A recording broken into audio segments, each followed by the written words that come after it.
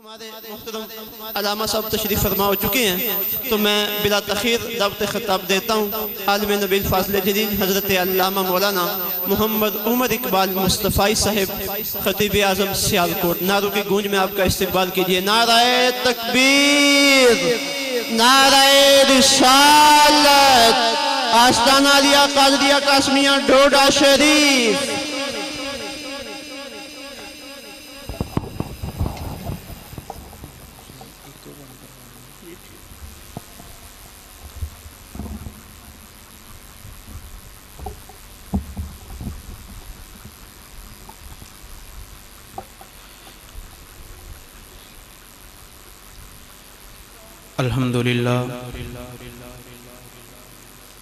الحمدللہ رب العالمین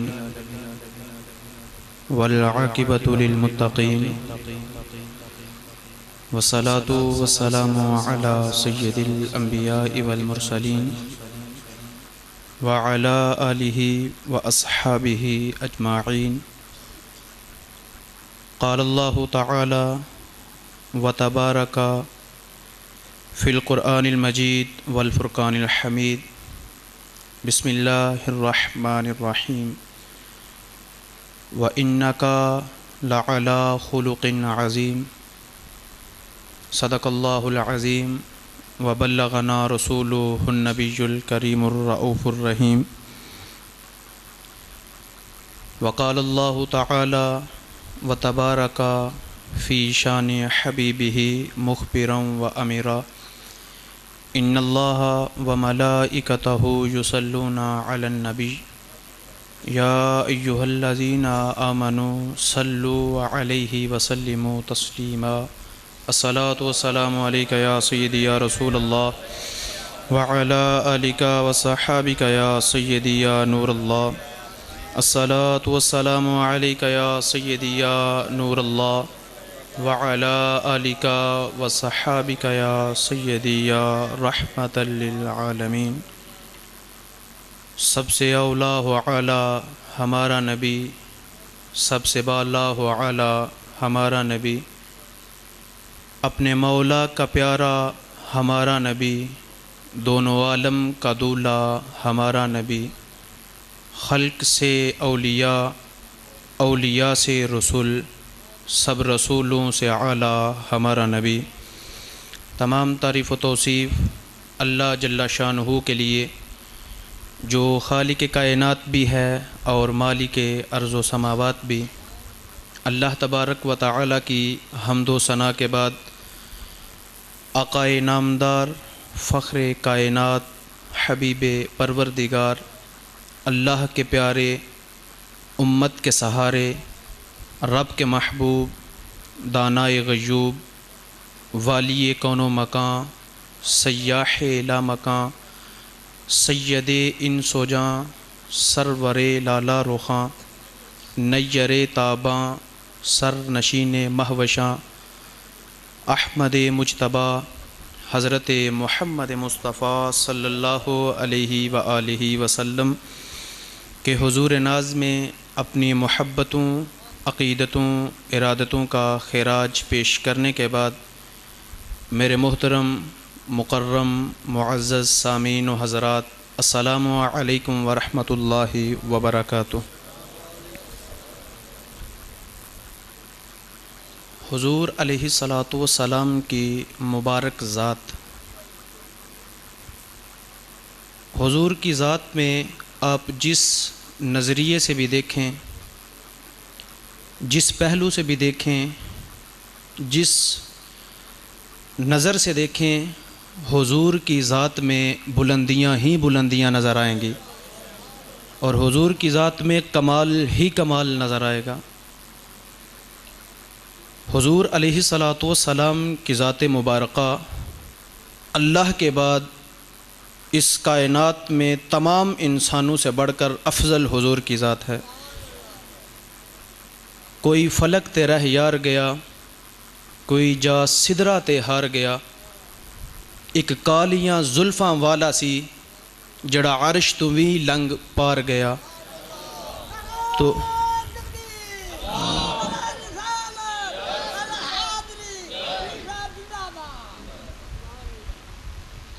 سارے نبیوں کے عہدے بڑے ہیں لیکن آقا کا منصب جدا ہے۔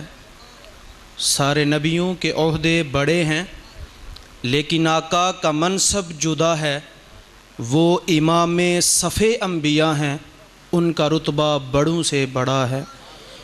کوئی لفظوں میں کیسے بتا دے کہ ان کے رتبے کی حد ہے تو کیا ہے؟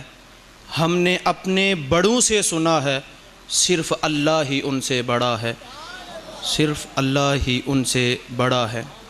حضور علیہ الصلاۃ والسلام کی مبارک ذات جس طرح فضیلت اور درجات کے اعتبار سے باقی انبیاء سے افضل اور اشرف ہے، اسی طرح حضور علیہ الصلاۃ والسلام کی مبارک ذات اخلاق حسنہ کے اعتبار سے بھی تمام انبیاء سے افضل اور اشرف ہے۔ حضرت آدم علیہ السلام سے لے کر حضرت عیسیٰ علیہ السلام تک جتنے بھی نبی آئے، ہر نبی حسن اخلاق کی ایک ایک نوع کے ساتھ مختص تھے، ایک ایک قسم کے ساتھ مختص تھے، لیکن جب باری آئی پیارے حبیب صلی اللہ علیہ وسلم کی تو اللہ نے وہ تمام حسن اخلاق جو باقی انبیاء کے ساتھ مختص تھے وہ سارے کے سارے محبوب کی ذات میں رکھ دیے۔ حضرت سعد بن عامر بن حشام رضی اللہ تعالی عنہ ارشاد فرماتے ہیں کہ ایک دن میں نے سیدہ عائشہ صدیقہ رضی اللہ تعالی عنہا سے پوچھا کہ حضور کے اخلاق کیا ہیں؟ تو سیدہ عائشہ صدیقہ رضی اللہ تعالی عنہا فرمانے لگیں کہ کیا تم قرآن نہیں پڑھتے؟ میں نے عرض کی کہ پڑھتا ہوں۔ تو فرمایا کانا خلقہ القرآن، حضور کا خلق قرآن ہی تو ہے۔ تو یعنی کہ جس قدر اچھے اور عمدہ اخلاق کا ذکر قرآن میں ہے وہ تمام کے تمام حضور کی ذات میں موجود ہیں، یعنی کہ اس قدر حضور علیہ الصلاۃ والسلام کے اخلاق حسنہ بلند تھے۔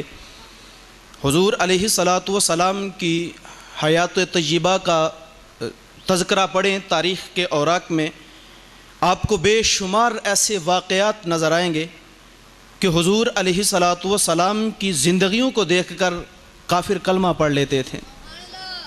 بے شمار واقعات ایسے آپ کو نظر آئیں گے، کوئی ایک دو تین واقعے نہیں، بے شمار تاریخ کی کتابیں اٹھا کے دیکھیں، کئی واقعے آپ کو ایسے نظر آئیں گے۔ حضور علیہ الصلاۃ والسلام کے اخلاق حسنہ اس قدر بلند تھے کہ سیدہ عائشہ صدیقہ رضی اللہ تعالی عنہا فرماتی ہیں کہ حضور نے کبھی بھی اپنی ذات کے لیے کبھی کسی سے بدلہ نہیں لیا۔ فرمایا ہاں اگر کوئی شخص اللہ کی بے حرمتی کرتا تو حضور اس سے بدلہ ضرور لیتے، لیکن اپنی ذات کے لیے حضور نے کبھی کسی سے بدلہ نہیں لیا۔ یعنی کہ اس قدر حضور علیہ الصلاۃ والسلام کے اخلاق حسنہ بلند تھے۔ آپ جانتے ہیں کہ جب حضور علیہ الصلاۃ والسلام نے مکہ کے اندر اعلان نبوت کیا تو چند لوگوں نے اس نبوت کا اقرار کیا اور حضور کی ذات پہ ایمان لائے، لیکن اکثر و بیشتر لوگوں نے انکار کیا، اور بلکہ حضور کے راستے میں جس قدر مصیبتوں کے پہاڑ کھڑے کیے گئے وہ بھی کسی سے مخفی نہیں ہے۔ راستے میں کانٹے بھی بچھائے گئے، جس میں اطہر کے اوپر اوجڑیاں بھی ڈالی گئیں، گڑھے بھی راستے میں کھودے گئے، اور کس قدر جو ہے وہ تکلیفیں اور اذیتیں جو ہے وہ حضور اور حضور کے غلاموں کو دی گئیں۔ دکھوں اور اذیتوں کی وہ کون سی قسم تھی جو حضور اور اس آپ کے صحابہ پر آزمائی نہ گئی ہو؟ تو اس قدر حضور علیہ الصلاۃ والسلام نے مصیبتوں کو برداشت کیا۔ ایک دن حضور نے ارادہ کیا کہ وادی طائف والوں کو راہ حق کا پیغام دینے کے لیے ان کے پاس جاؤں۔ حضور وادی طائف میں پہنچے تو وادی طائف والوں نے اپنی وادی کے دروازے بند کر دیے۔ حضور نے کہا کہ میری بات سنو، لیکن انہوں نے دعوت حق کو سننے سے انکار کر دیا۔ تو جب حضور وادی طائف سے پلٹنے لگے تو ان کے نوجوان دو قطاروں میں کھڑے ہو گئے اور حضور کو کہا کہ ہمارے درمیان سے گزرو۔ تو پیارے پیغمبر صلی اللہ علیہ وسلم جب رستے سے گزرنے لگے تو ان کے نوجوان حضور کو پاؤں کے اوپر پتھر مارتے۔ حضور درد کی وجہ سے ایک پاؤں اٹھاتے تو وہ دوسرے پاؤں پہ پتھر مارتے۔ شدت درد کی وجہ سے جب حضور بیٹھ جاتے تو ان کے دو نوجوان آگے بڑھتے، حضور کو کندھوں سے اٹھاتے، پھر پتھر مارتے، حتیٰ کہ حضور کے مبارک نعلین خون سے بھر گئے۔ وادی طائف سے باہر نکلے تو جو 7 صحابہ تھے انہوں نے عرض کی کہ حضور ان کے لیے بد دعا کریں، تو حضور نے ارشاد فرمایا صحابہ میں زحمت نہیں بلکہ رحمت بن کے آیا ہوں۔ کہا زحمت نہیں رحمت بن کے آیا ہوں۔ صحابہ کا اصرار بڑھا تو حضور نے ہاتھ اٹھا دیے۔ اب صحابہ اس انتظار میں تھے کہ حضور ابھی لب ہلائیں گے اور وادی طائف والے نیست و نابود ہو جائیں گے، لیکن قربان جاؤں اس پیارے کی ذات پر، حضور کے جب لب ہلے تو کیا الفاظ تھے، اللہم اہد قومی فانہم لا یاکلون، فرمایا اللہ میری قوم کو ہدایت دے دے، یہ مجھے جانتی نہیں ہے، اگر جانتی ہوتی تو مجھے اس قدر پتھر نہ مارتی بلکہ میری راہوں میں پھول بچھاتی۔ کہا یہ مجھے جانتے نہیں، تو پتھر کھا کے دعائیں دینا یہ بھی میرے نبی کے اخلاق حسنہ کا ایک حصہ ہے۔ اس قدر حضور علیہ الصلاۃ والسلام کے اخلاق حسنہ بلند ہیں۔ ثمامہ بن آصال الیمامی یہ اہل یمامہ کا سردار تھا اور حضور علیہ الصلاۃ والسلام کو نعوذ باللہ قتل کرنے کا ارادہ رکھتا تھا۔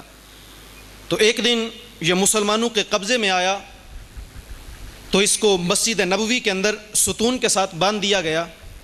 حضور حجرہ عائشہ سے باہر تشریف لائے تو حضور نے ثمامہ بن آصال کو کہا کہ ثمامہ بتاؤ اب کیا کہتے ہو، پہلے تو تم میرے قتل کا ارادہ رکھتے تھے لیکن اب بتاؤ اب کیا کہتے ہو۔ اس نے 3 باتیں کہیں۔ کہا حضور اگر آپ مجھے قتل کریں گے تو میری قوم آپ سے بدلہ ضرور لے گی، اور دوسرا کہا کہ اگر آپ مجھ پر احسان کر کے مجھے چھوڑ دیں گے تو اس احسان کا بدلہ میں زندگی کے کسی نہ کسی موڑ پر ضرور چکاؤں گا، اور تیسری بات اس نے کہی کہ اگر آپ مجھ سے مال لینا چاہیں، مجھ سے دولت لینا چاہیں، فدیہ لینا چاہیں تو لے لیں، مجھے چھوڑ دیں۔ حضور علیہ الصلاۃ والسلام نے 3 باتیں اس کی سنی، مسکرائے اور چلے گئے۔ پھر دوسرا روز ہوا، حضور آئے، فرمایا کہ ثمامہ کیا کہتے ہو۔ اس نے پھر یہی 3 باتیں کہیں کہ اگر مجھے قتل کریں گے تو میری قوم بدلہ لے گی، اگر جو احسان کر کے چھوڑیں گے تو زندگی کے کسی نہ کسی موڑ پر آپ کے احسان کا بدلہ ضرور چکاؤں گا، اور کہا کہ اگر آپ مجھ سے مال لینا چاہتے ہیں تو مال لے لیں، میں مال دینے کے لیے تیار ہوں۔ حضور پھر مسکرائے اور چل دیے۔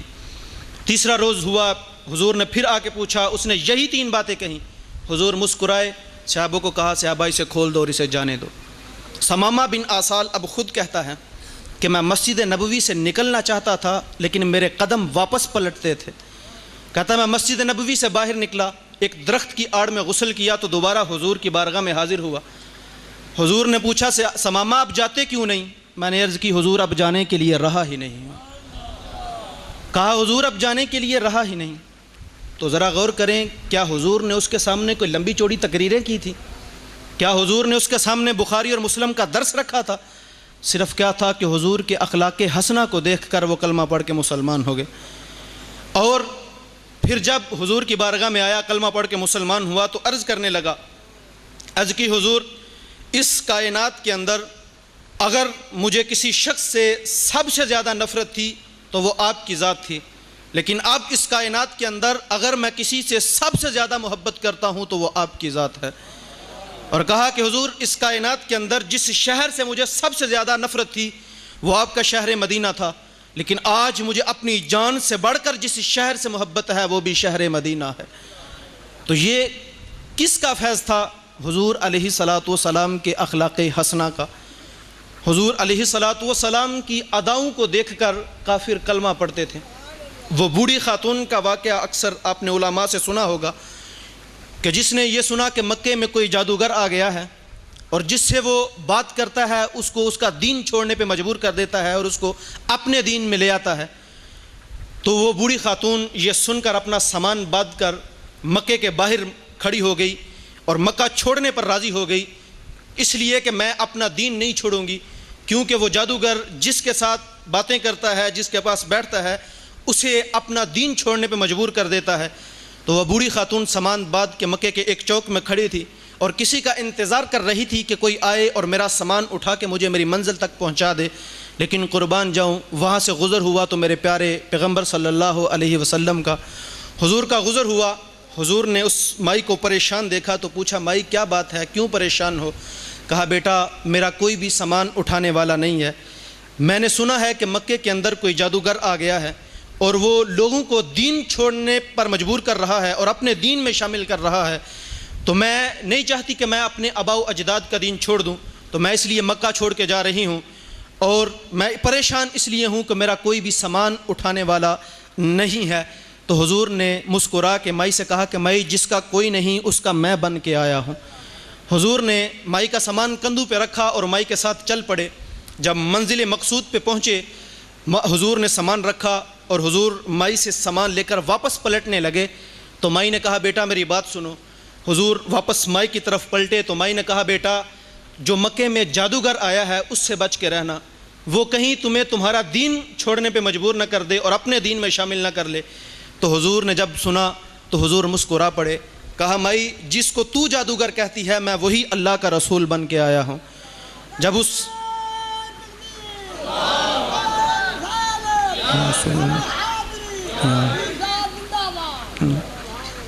تو کہا مائی میں وہی اللہ کا رسول بن کے آیا ہوں۔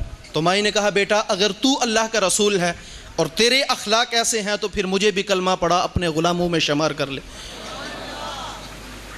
وہ شاعر بھی کہتا ہے کہ زلف دیکھی ہے نہ نظروں نے گٹا دیکھی ہے، لٹ گیا وہ جس نے محمد کی ادا دیکھی ہے۔ تو جس نے بھی حضور علیہ الصلاۃ والسلام کی اخلاق حسنہ کو دیکھا، جس نے حضور علیہ الصلاۃ والسلام کی گفتگو کو دیکھا، جس نے حضور علیہ الصلاۃ والسلام کی حیات طیبہ کو دیکھا، وہ ایسے ہی حضور کی ذات پہ جان نثار ہو جاتے اور اپنا سب کچھ قربان کر کے حضور کے غلام بن جاتے۔ جب آپ جانتے ہیں کہ جب حضور علیہ الصلاۃ والسلام مکہ المکرمہ چھوڑ کر ہجرت فرما کر مدینہ منورہ میں تشریف فرما ہوئے، تو وہاں جب یہودیوں نے یہ دیکھا کہ مدینہ کے اندر لوگ جوک در جوک مسلمان ہوتے جا رہے ہیں، تو یہودیوں کو یہ بات ایک جو ہے وہ لمحہ نہ بائی، تو انہوں نے یہ پراپوگنڈا کیا کہ ہم کسی نہ کسی طریقے سے مسلمانوں کے نبی کو بدنام کریں گے اور لوگوں کو بتائیں گے کہ تمہارا نبی تو ایسا ہے، اور لوگوں کو اسلام چھوڑنے پہ مجبور کریں گے۔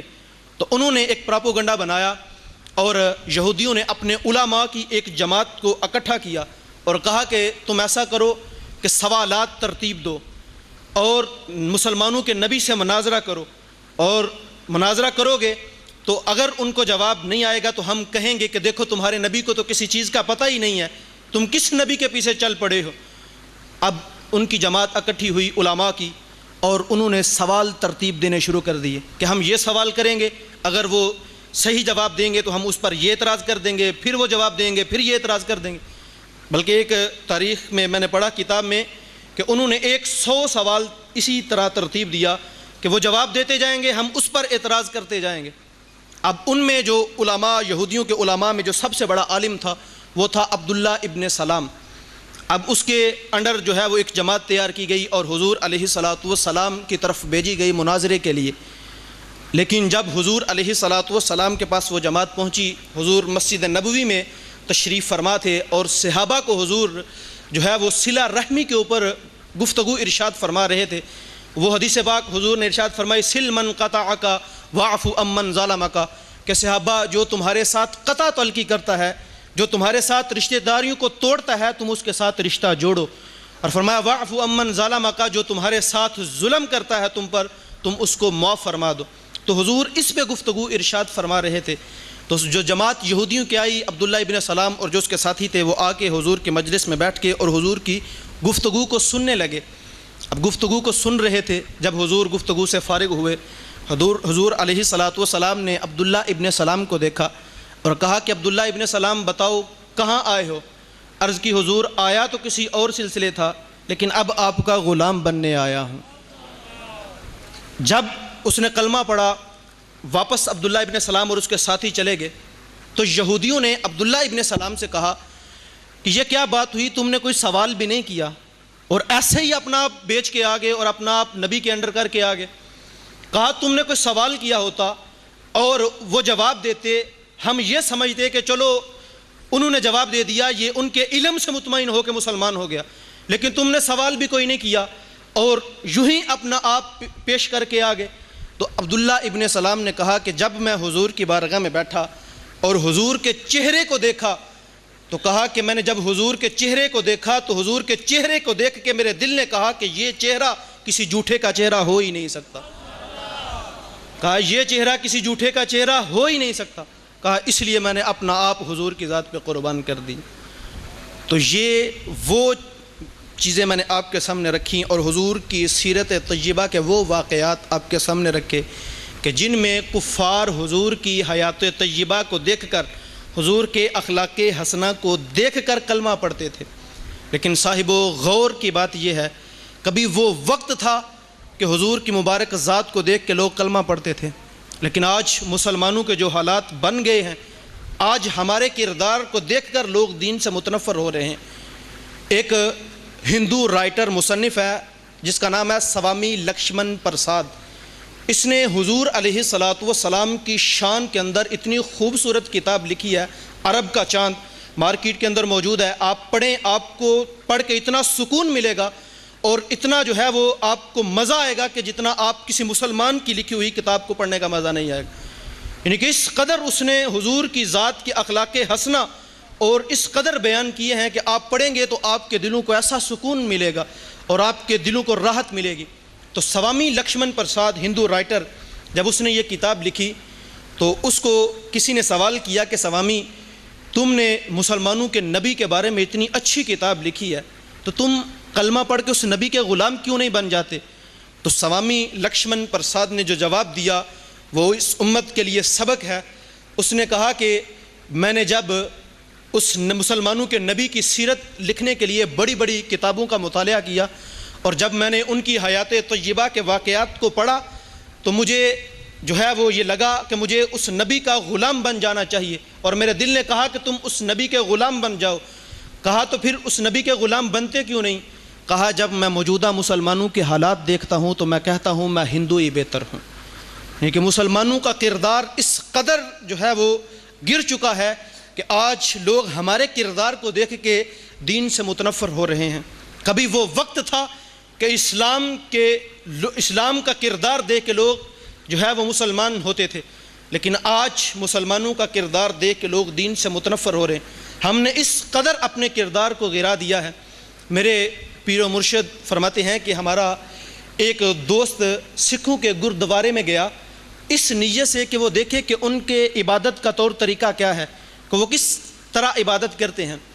تو وہ جب سکھوں کے گردوارے میں انٹر ہونے لگا تو جس طرح ہم مسجد میں داخل ہوتے ہیں تو اپنا جوتا اٹھا کے ایک سائڈ پہ رکھ دیتے ہیں، تو فرماتے ہیں کہ جب وہ دوست سکھوں کے گردوارے میں انٹر ہونے لگا تو اس نے اپنا جوتا اٹھا کے ایک سائڈ پہ رکھنا چاہا تو ایک سکھ جو دیکھ رہا تھا دور سے بھاگتا ہوا آیا اور آ کر کہا کہ حضرت اپنا جوتا یہیں رہنے دیں، یہ سکھوں کا گردوارہ ہے، کوئی مسلمانوں کی مسجد نہیں جہاں سے جوتے چرائے جاتے ہیں. تو صاحبو دیکھیں کس قدر مسلمانوں نے اپنا کردار گرا دیا ہے. آج ہمیں اپنے اعمال پہ غور کرنا ہے اور دیکھنا ہے کہ ہمارا کردار کیا ہے. حضور علیہ السلام نے کس قدر اپنے اخلاق حسنہ سے لوگوں کو متاثر کیا اور کس قدر حضور انسان تو انسان، حضور تو جانوروں سے اتنی محبت کرتے تھے اور جانوروں سے حضور علیہ السلام اتنا پیار کرتے تھے کہ وہ بھی کسی سے مخفی نہیں ہے. حضور علیہ السلام ایک باغ میں داخل ہوئے تو دیکھا ایک اونٹ رو رہا ہے.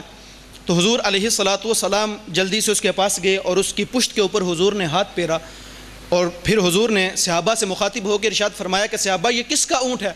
تو ایک صحابی عرض کرنے لگے کہ حضور یہ فلاں انصاری صحابی کا اونٹ ہے. تو حضور نے فرمایا کہ ان کو جلدی بلایا گیا. تو حضور نے ارشاد فرمایا کہ کیا تم اس اونٹ کے بارے میں جس کا اللہ نے تمہیں مالک بنایا ہے، کہا اس کے بارے میں اللہ سے نہیں ڈرتے؟ یہ اونٹ تمہاری شکایت کر رہا ہے کہ میرا مالک مجھ پر بہت تو زیادہ لاتا ہے لیکن مجھے اتنا کھانا نہیں دیتا، اتنا جو ہے وہ گھاس نہیں دیتا جتنا میرا حق ہے. تو کہا اس کے بارے میں اللہ سے ڈرو اور اس کے حقوق کی پاسداری کرو. تو حضور نے تو جانوروں کے حقوق کی پاسداری کا جو ہے وہ سبق دیا ہے اور حضور علیہ السلام نے جانوروں کے ساتھ پیار کر کے دکھایا. تو صاحبو ہم تو انسان ہیں، تو کیا اگر ہم حضور علیہ السلام کے دین کو نہیں اپنائیں گے تو پھر کون اپنائے گا؟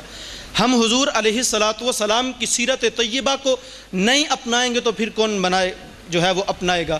میرے مرشد اکثر فرمایا کرتے ہیں کہ بیٹا ہم میلاد مناتے ہیں لیکن میلاد منانے کا مزہ تمہیں تب آئے گا جب تم حضور کی سیرت کو اپنا لو گے۔ اس لیے کہا کرتے تھے کہ بیٹا میلاد مناؤ لیکن سیرت ضرور اپناؤ، سیرت اپناؤ اور میلاد مناؤ، تمہیں میلاد منانے کا مزہ بھی آئے گا۔ تو اس لیے ہمیں حضور علیہ السلام کی سیرت طیبہ کو اپنانا چاہیے۔ حضور تو جانوروں سے بھی محبت کرتے تھے، انسان تو پھر انسان ہے۔ ایک روایت میں پڑھ رہا تھا کہ ایک دن حضور علیہ السلام مدینہ طیبہ سے باہر نکلے تو آپ نے دیکھا کہ ایک جو ہے وہ مدینہ طیبہ سے باہر نکلے تو حضور علیہ السلام نے کو ایسا لگا جیسے مجھے کسی نے پکارا ہے۔ تو حضور نے آواز سنی، کوئی پکار رہا تھا، یا رسول اللہ صلی اللہ علیہ وسلم۔ حضور کو پکارا اس نے تو حضور فرماتے ہیں کہ میں نے چاروں طرف دیکھا تو مجھے کوئی نظر نہ آیا کہ مجھے کس نے پکارا ہے۔ پھر حضور فرماتے ہیں کہ میں چل پڑا تو مجھے پھر آواز آئی، اس نے پھر کہا کہ یا رسول اللہ صلی اللہ علیہ وسلم۔ تو میں نے دیکھا کہ خیمے کی ایک چوک کے ساتھ ایک ہرنی بندھی ہوئی تھی اور میں نے دیکھا تو وہ ہرنی مجھے پکار رہی تھی اور کہہ رہی تھی یا رسول اللہ صلی اللہ علیہ وسلم میری بات سنیے۔ حضور اس ہرنی کے پاس گئے، حضور نے فرمایا بتاؤ کیا بات ہے۔ اس ہرنی نے عرض کی کہ حضور آپ کے ایک صحابی نے مجھے پکڑ لیا ہے اور جو ہے وہ میرے بچوں کو دودھ پلانے کا وقت تھا، اگر آپ مجھے اجازت دیں تو میں اپنے بچوں کو دودھ پلا کے واپس آ جاتی ہوں۔ تو حضور نے اس کی رسی کھول دی اور اس کو جانے دیا۔ حضور خود وہیں چارپائی کے اوپر بیٹھ گئے۔ اب حضور اس کا انتظار کرنے لگے۔ کچھ دیر کے بعد حضور نے دیکھا کہ وہ ہرنی بچوں کو دودھ پلا کے واپس حضور کے قدموں میں آ کے بیٹھ گئی۔ جب حضور کے قدموں میں بیٹھی حضور نے اس کو ویسے ہی خیمے کی چوک کے ساتھ باندھ دیا۔ تو جب وہ صحابی جنہوں نے اس ہرنی کو پکڑا تھا وہ صحابی آئے، حضور علیہ السلام نے انہیں کہا کہ تم ایسا کرو کہ یہ اونٹنی مجھے ہبہ کر دو۔ تو حضور اس صحابی نے عرض کی کہ حضور میری جان مال سب کچھ آپ کے لیے قربان ہے، میں یہ اونٹ ہرنی آپ کو دیتا۔ حضور نے جب اس کو لیا حضور نے فوراً رسی کھولی اور اسے کہا کہ جاؤ اپنے بچوں کے پاس چلی جاؤ۔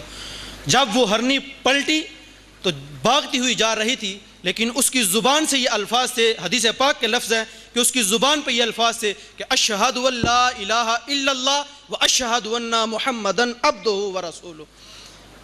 تو یعنی کہ حضور علیہ السلام تو اس قدر جانوروں سے بھی محبت کرتے تھے، انسان تو پھر انسان ہے۔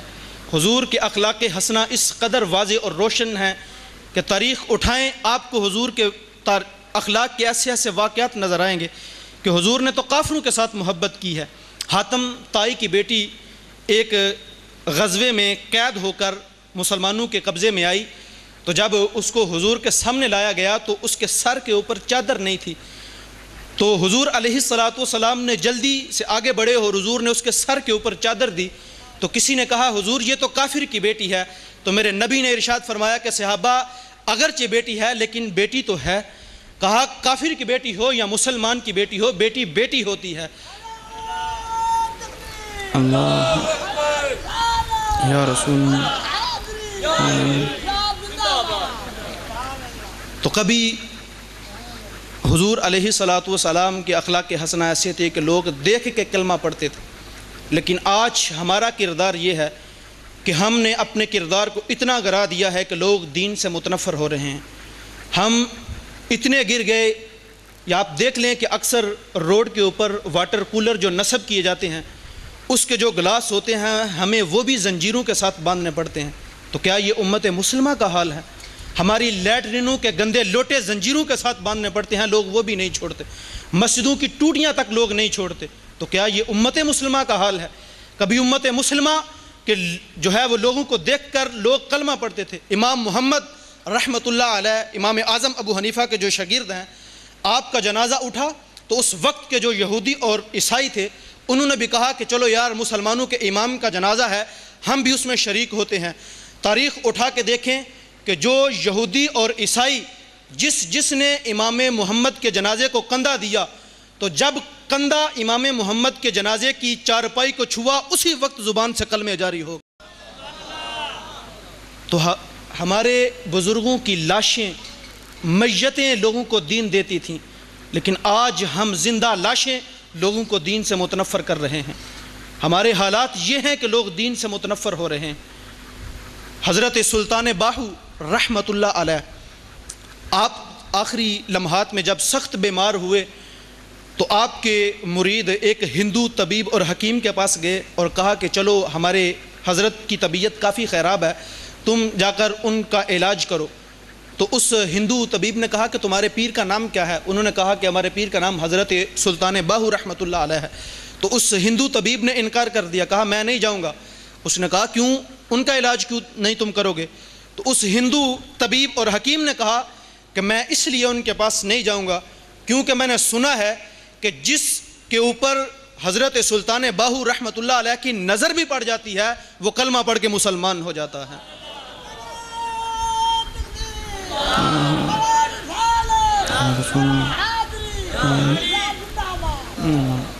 فرمایا کہ جس کے اوپر ان کی نظر بھی پڑ جاتی ہے وہ کلمہ پڑھ کے مسلمان ہو جاتا ہے۔ میں نہیں جاؤں گا، میں اپنا دین نہیں چھوڑنا چاہتا۔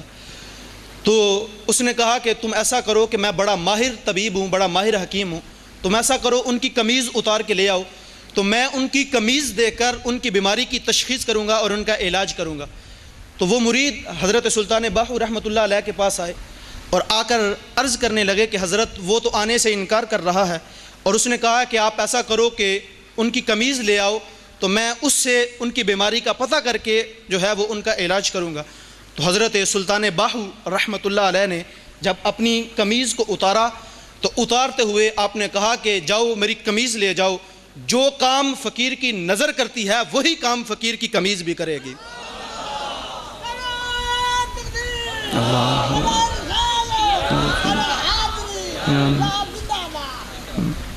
تو فرمایا وہی کام فقیر کی نظر بھی کرے گی۔ اور تاریخ اٹھا کے دیکھیں کہ جب اس ہندو طبیب کے سامنے حضرت سلطان باہو کی قمیض آئی تو دیکھتے ہی اس کی زبان پہ کلمہ جاری ہو گیا تھا۔ تو کبھی وہ وقت تھا کہ مسلمانوں کا کردار اس قدر بلند تھا کہ لوگ دیکھ کے کلمہ پڑھتے تھے، ان کے ساتھ رہنے والے لوگوں کی زندگیاں تبدیل ہو جاتی تھیں۔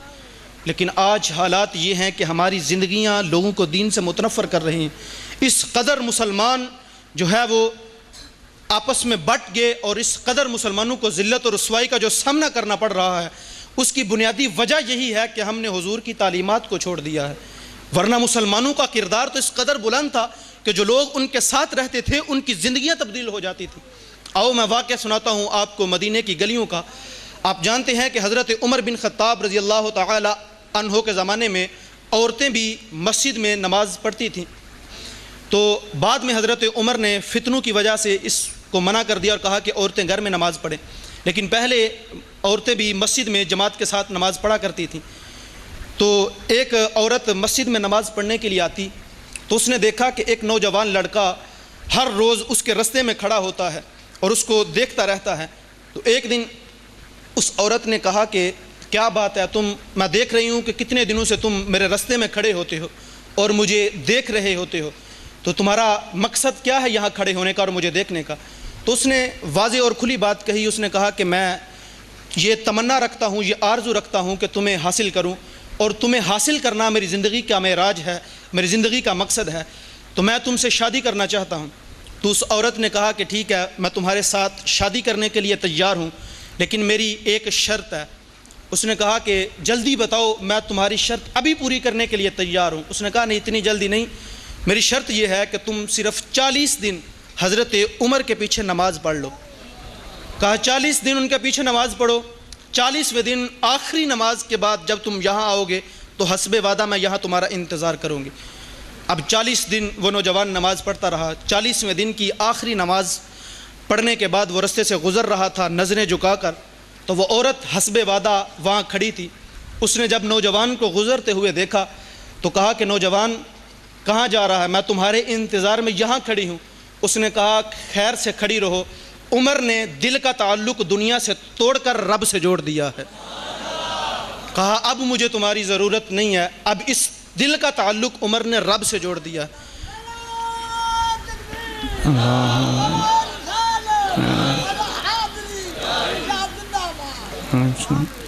تو اس قدر ہمارے ائمہ کا، ہمارے بزرگوں کا، صحابہ کا کردار بلند تھا کہ لوگ دین کے ساتھ اس قدر وابستہ ہوتے تھے کہ پھر دین کو چھوڑنے کے لیے تیار نہیں، اپنی جانیں تو قربان کر دیتے تھے، لیکن دین کے رستوں سے ہٹنا ان کے لیے جان دینے سے بڑھ کے ہوتا تھا۔ تو اس قدر امت مسلمہ کا کردار بلند تھا، لیکن آج امت مسلمہ کا کردار اس قدر بلند گر گیا کہ لوگ دین سے متنفر ہو رہے ہیں۔ یہ تو میں نے اس کہانی سنائی آپ کو مدینہ کے امام کی، امیر المؤمنین کی۔ آؤ آپ کو ایک مانگت کی کہانی سناتا ہوں، ایک گداگر اور ایک فقیر کی کہانی سناتا ہوں۔ جب پاکستان بننے سے قبل اس جو ہے وہ پاک و ہند کے اوپر انگریزوں کی حکومت تھی، تو بادشاہی مسجد کے بعد باہر ایک گداگر، ایک فقیر بیٹھتا تھا۔ تو وہاں ایک انگریز افسر کا گزر ہوا جو ہے وہ سیر و تفریح کے لیے وہاں آیا تھا۔ تو اس گداگر فقیر کو بیٹھے ہوئے اس نے دیکھا، تو اس انگریز افسر نے اپنی جیب سے بٹوا نکالا اور کچھ پیسے اس فقیر گداگر کو دیے، اور جب دوبارہ بٹوا اپنے پاکٹ میں جیب میں ڈالنے لگا تو اس کا بٹوا گر گیا اور وہ انگریز افسر چلا گیا۔ فقیر نے دیکھ لیا تو فقیر بٹوا لے کر اس انگریز افسر کے پیچھے بھاگا، لیکن وہ گاڑی پہ تھا، وہ چلا گیا۔ تو یہ فقیر جو ہے وہ اس نے بٹوا سنبھال لیا۔ کچھ عرصے کے بعد اسی انگریز افسر کا دوبارہ وہاں سے گزر ہوا، تو فقیر نے اس انگریز افسر کو پہچان لیا اور کہا کہ حضرت ذرا ٹھہریے۔ اس انگریز افسر نے کہا کیا بات ہے؟ کہا کہ آپ کچھ عرصہ پہلے یہاں آئے تھے۔ اس نے کہا ہاں آیا تھا۔ اس نے کہا کہ آپ کا بٹوا گر گیا تھا، وہ آج بھی میں نے امانت کے طور پہ سنبھال کے رکھا ہے، آپ یہاں ٹھہرے، میں آپ کو وہ بٹوا واپس لا کے دیتا ہوں۔ وہ انگریز افسر ٹھہرا، وہ گھر گیا، بٹوا لایا اور اس انگریز افسر کو دیا۔ اب وہ انگریز افسر کبھی بٹوے میں موجود رقم کو دیکھتا ہے اور کبھی اس فقیر کے چہرے کی طرف دیکھتا ہے، اور اس فقیر سے کہنے لگا کہ تمہیں ان پیسوں کی ضرورت تھی، تم اس سے اپنا کاروبار کر سکتے تھے، نیا گھر بنا سکتے تھے، اپنے بچوں کا مستقبل سنوار سکتے تھے، لیکن تم نے ان پیسوں کو خرچ نہیں کیا۔ تو اس فقیر نے کہا کہ حضرت میں جانتا ہوں کہ ان پیسوں کی مجھے سخت ضرورت تھی، میں اس سے کوئی کاروبار شروع کر سکتا تھا، اپنے بچوں کا مستقبل سنوار سکتا تھا اور اپنا نیا گھر بنا سکتا تھا، لیکن میں نے ان پیسوں کو خرچ نہیں کیا۔ تو اس انگریز افسر نے وجہ پوچھی، تو اس نے جو وجہ بیان کی وہ امت مسلمہ کے لیے ایک سبق ہے۔ اس نے کہا کہ حضرت، کہا کہ جناب آپ عیسائی ہو، عیسیٰ علیہ السلام کے ماننے والے ہو، اور کہا کہ میں محمد مصطفیٰ صلی اللہ علیہ وسلم کا ماننے والا ہوں۔ کہا تم عیسائی ہو، میں محمدی ہوں۔ کہا کہ میں نے تمہاری امانت میں خیانت اس لیے نہیں کی، کہا کہ مجھے ڈر تھا کہ اگر میں تمہاری امانت میں خیانت کرتا تو مجھے ڈر تھا کہ قیامت کا دن ہوگا اور عیسیٰ علیہ السلام میرے بازو کو پکڑ کر مجھے میرے نبی کے سامنے پیش کرتے اور کہتے کہ دیکھو تمہارے امتی نے میرے امتی کی امانت میں خیانت کی، تو میں یہ نہیں چاہتا تھا کہ میری وجہ سے میرے نبی کو تمہارے نبی کے سامنے شرمندگی بھی اٹھانی پڑے۔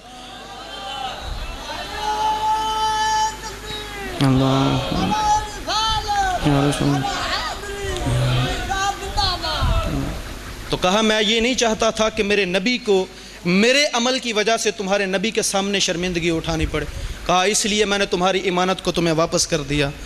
تو اس قدر امت مسلمہ کا اخلاق جو ہے وہ کردار بلند تھا۔ صاحبو، آج ہر شخص کو اپنے آپ پہ غور کرنا ہے، کسی پہ انگلی اٹھانا اچھی بات نہیں۔ ہر شخص کو یہ چاہیے کہ اپنا آپ دیکھے کہ اس کے اعمال کیسے ہیں، اس کا کردار کیسے ہے۔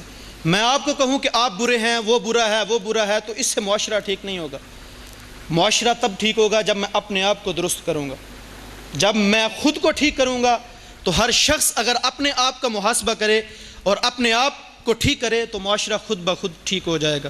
تو اس لیے ہمیں اپنے کردار کو زندہ کرنا ہوگا۔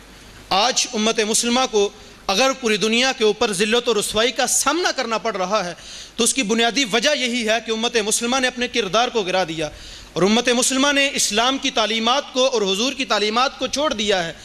اگر امت مسلمہ آج اسلام اور قرآن کی تعلیمات کو صحیح طریقے سے اپنائے اور امت مسلمہ اتحاد اور اتفاق کے ساتھ ایک مرکز پہ جمع ہو جائے تو دیکھنا دنوں کے اندر امت مسلمہ پوری دنیا پہ حکومت کرے گی۔ لیکن اس کے لیے امت مسلمہ کو اتحاد اور اتفاق کرنا ہوگا اور اپنے کردار کو بلند کرنا ہوگا۔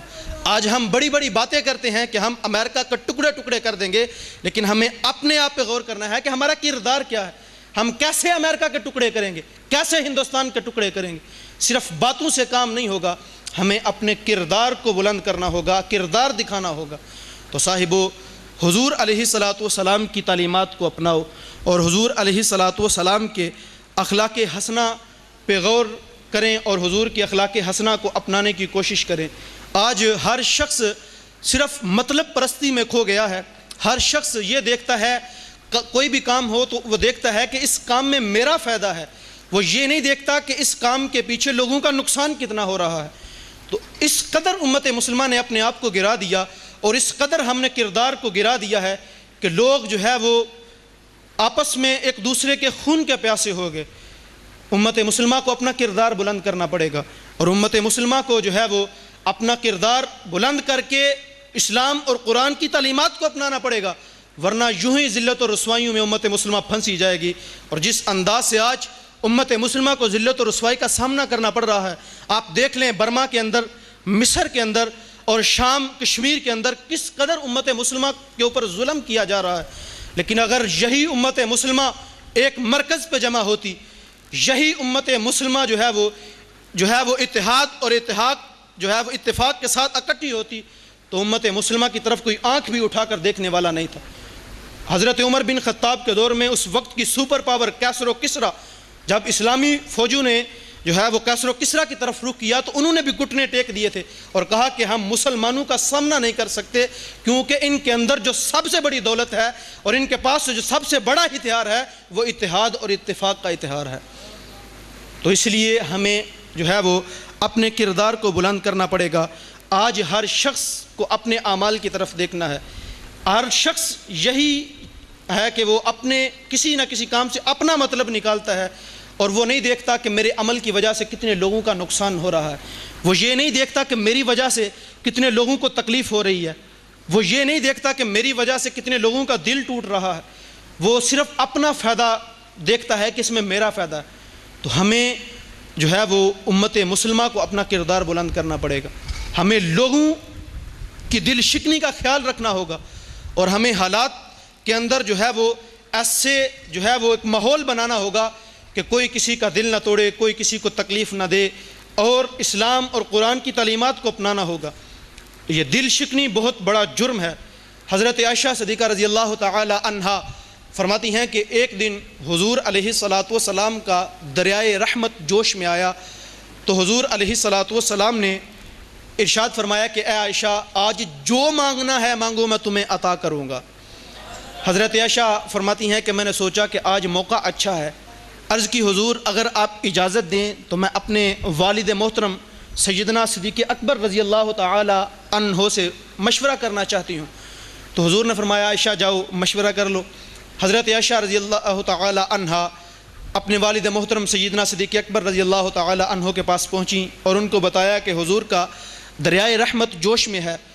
تو حضور علیہ الصلاۃ والسلام نے ارشاد فرمایا کہ عائشہ آج جو مانگنا ہے مانگو، میں تمہیں عطا کروں گا۔ تو آپ مجھے مشورہ دیں کہ میں حضور سے کیا مانگوں۔ اب حضرت صدیق اکبر رضی اللہ تعالی عنہ نے جو مشورہ دیا، کہا کہ بیٹی جاؤ حضور کی بارگاہ میں جا کے عرض کرنا کہ حضور معراج کی رات جب آپ اللہ رب العزت کی بارگاہ میں گئے تھے تو وہاں اللہ نے دنا فتح اللہ کی گود میں بٹھا کر جو آپ سے راز کی باتیں کی تھیں، ان راز کی باتوں میں سے کوئی ایک بات بتا دیں، اور کہا کہ بیٹی جب حضور بتائیں تو واپس آ کے مجھے بھی یہ بات بتانا۔ اب سیدہ عائشہ صدیقہ رضی اللہ تعالی عنہا حضور کی بارگاہ میں پہنچیں، عرض کی حضور مشورہ یہ دیا گیا ہے کہ جب معراج کی رات آپ اللہ کی بارگاہ میں گئے تو اللہ نے وہاں جو آپ سے راز کی باتیں کی تھیں، ان راز کی باتوں میں سے کوئی ایک بات بتا دیں۔ تو حضور فرمانے لگے کہ عائشہ تھی تو وہ راز کی باتیں، لیکن اب تم سے وعدہ جو کیا تھا کہ جو تم مانگو گی وہ تمہیں عطا ہوگا۔ تو کہا کہ سنو پھر ان راز کی باتوں میں سے ایک بات یہ ہے کہ میرے اللہ نے مجھ سے وعدہ کیا ہے، اور اللہ نے فرمایا کہ محبوب آپ کی امت میں سے کوئی شخص اپنے کسی مسلمان بھائی کا دل راضی کرے گا، دل خوش کرے گا، اللہ اس پر جنت کو واجب کر دے گا۔ فرمایا جو کسی مسلمان بھائی کا دل راضی کرے گا، دل خوش کرے گا، اللہ اس پہ جنت کو واجب کر دے گا۔ سیدہ عائشہ صدیقہ رضی اللہ تعالی عنہا نے سنا تو خوشی خوشی حضرت ابوبکر صدیق کے پاس گئیں اور کہا کہ حضور نے ارشاد فرمایا ہے کہ جو کسی مسلمان بھائی کا دل راضی کرے گا تو یہ اللہ کا وعدہ ہے کہ اللہ اس پہ جنت کو واجب کر دے گا۔ تو جب سیدنا صدیق اکبر رضی اللہ تعالی عنہ نے سنا تو زاروں کی طرح رونا شروع کر دیا۔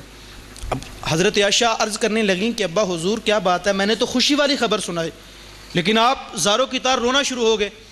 تو سیدنا صدیق اکبر رضی اللہ تعالی عنہ نے کہا کہ بیٹا تو نے بات کے ایک پہلو پہ غور کیا ہے کہ جو کسی مسلمان کا دل راضی کرے گا اللہ اس پہ جنت کو واجب کر دے گا، لیکن مجھے ڈر ہے کہ اگر جانے انجانے میں کسی سے کسی کا دل ٹوٹ گیا تو مجھے ڈر ہے کہیں اللہ اس پر جہنم کو واجب نہ کر دے۔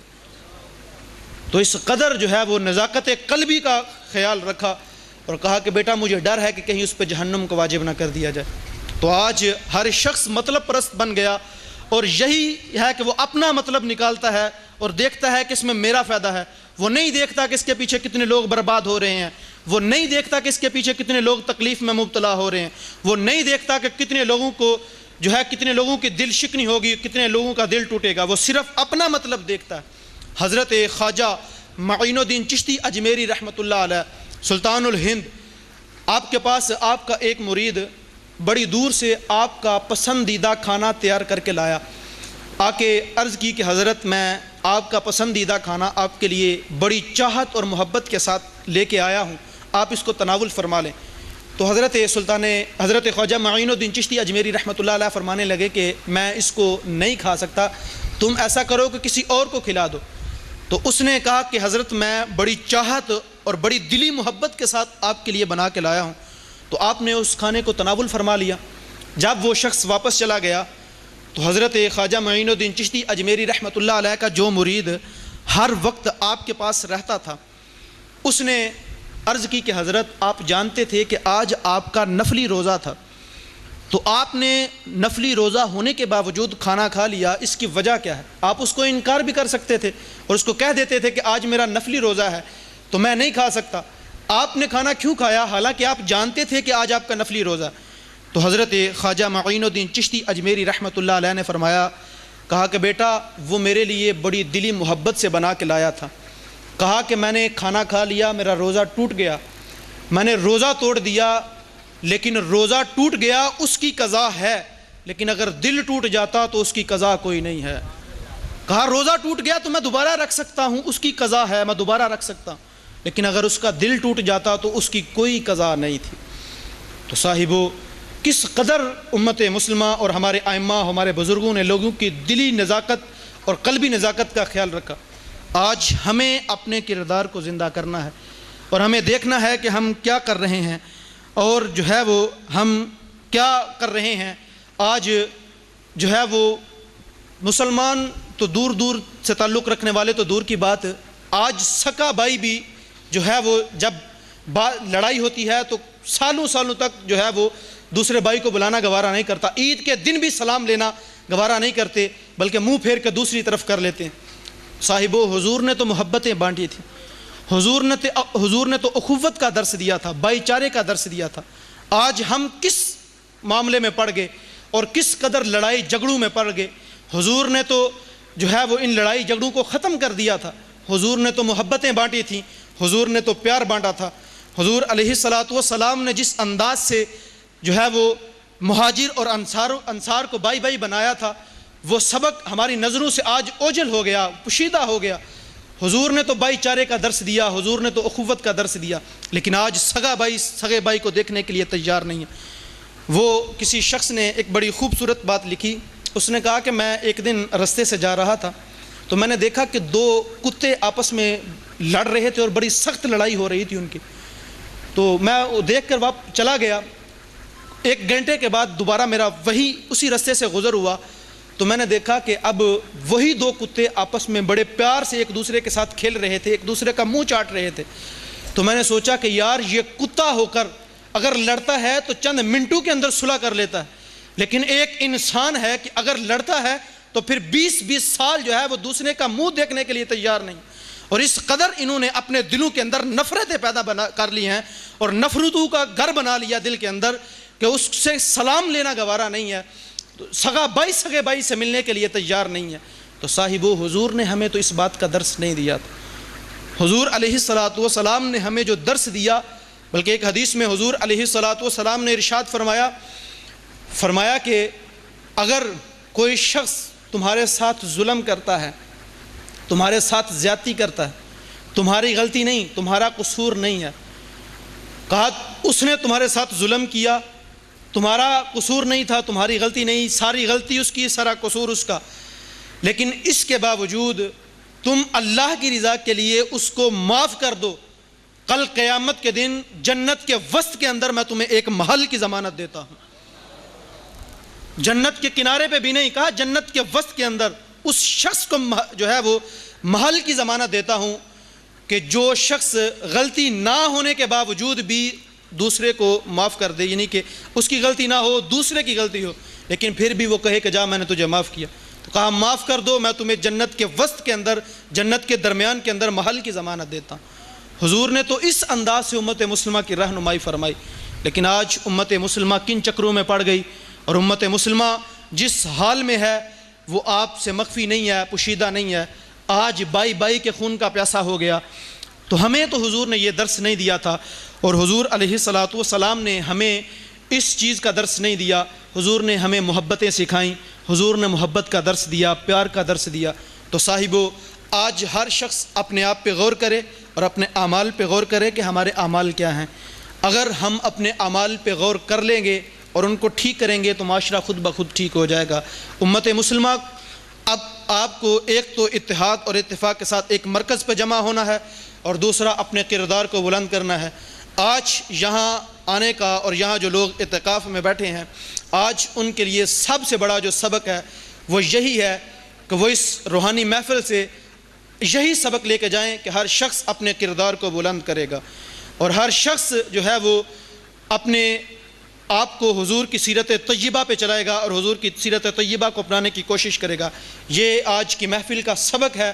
ہر شخص جو ہے وہ اس سبق کو یاد رکھے اور اپنے آپ کو حضور کی سیرت طیبہ پہ، حضور کی زندگی کے رستوں پہ چلانے کی کوشش کرے. اللہ رب العزت کی بارگاہ میں دعا ہے کہ اللہ تعالیٰ ہماری حاضری اپنی بارگاہ میں قبول و منظور فرمائے. اللہ تعالیٰ ہم سب کو اتحاد اور اتفاق کے ساتھ ایک مرکز پہ جمع ہونے کی توفیق عطا فرمائے، اور اللہ تعالیٰ ہمیں اپنا کردار پھر سے اسی طرح بلند کرنے کی توفیق عطا فرمائے جس انداز سے حضور نے ہمیں درس دیا ہے. آمین بجاہ النبی الامین وما علینا الا البلاغ المبین.